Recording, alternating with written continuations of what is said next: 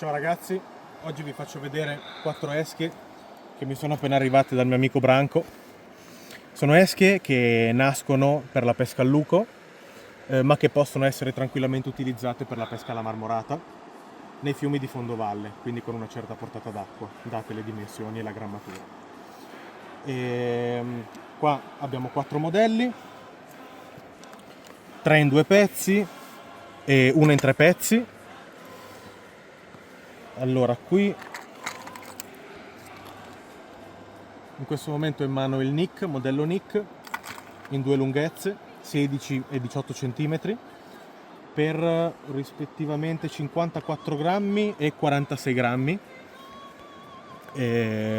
Sono tutte e 4, partono in assetto floating, poi una volta recuperate tendono a lavorare massimo intorno ai 2 metri, 2 metri e mezzo di profondità. Gli altri 2 modelli invece sono il Mada, che pesa 33 grammi, e l'altro modello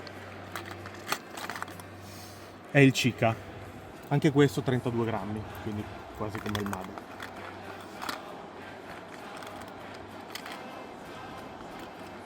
Sono esche comunque di una certa importanza, perché sono tutte 18 cm, questa è veramente importante, però può essere utilizzata anche questa per la trota marmorata senza problemi.